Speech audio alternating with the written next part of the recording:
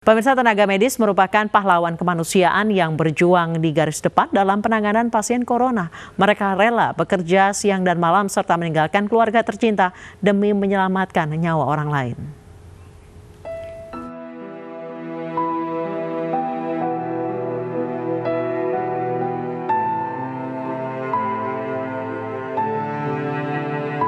Di tengah pandemi corona, tugas berat kini berada di pundak para dokter, perawat, dan petugas medis lainnya.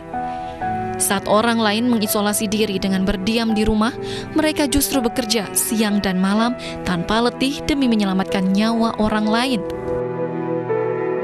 Mereka merawat, melayani, dan mengobati para pasien yang tengah diisolasi dengan sepenuh hati. Meski berat, mereka rela menahan rindu tidak berkumpul bersama keluarga di rumah, sebab mereka menjaga agar keluarga tercinta tidak tertular virus corona. Bahkan di sejumlah daerah, tenaga medis terpaksa menggunakan alat pelindung diri seadanya, seperti jas hujan, karena fasilitas di rumah sakit tidak memadai. Namun di tengah risiko yang bukan main-main, para tenaga medis ini tetap ikhlas berjuang atas nama kemanusiaan.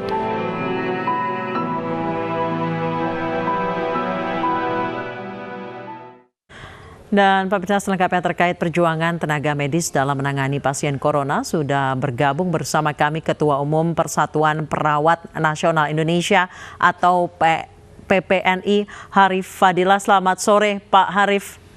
Selamat sore Mbak Anita. Pak Harif, ini dalam penanganan COVID-19 petugas medis adalah yang paling rentan terpapar. Jika kita lihat saat ini APD pun persediaannya sangat minim. Seberapa besar sih Pak pengorbanan Anda untuk menangani mereka yang terkena COVID-19 ini? Ya, maksudnya pengorbanan teman-teman ya? Ya, betul. Ya, jadi saya kira kita satu punya kewajiban melayani, ya kan? Dan itu tidak pernah bisa ditawar-tawar lagi itu. Apapun kondisinya, seperti apapun, kalau itu sudah menjadi tugas yang harus kita laksanakan, dilaksanakan, apalagi sebagai seorang profesi tenaga kesehatan. Namun di sisi lain, untuk bisa lebih kita percaya diri, optimal, dan lebih bisa memberikan yang terbaik, kita juga harus diberikan satu kondisi yang aman dari resiko-resiko yang memang bisa kita hadapi, yaitu dengan alat pelindung diri begitu. Baik, Pak Harif, hari ini viral di media sosial beberapa curhatan teman-teman petugas medis dan juga perawat yang ada yang diusir dari kosnya, kemudian ada yang tidak boleh memasuki warteg karena dicurigai atau dituduh membawa virus. Apakah benar, Pak?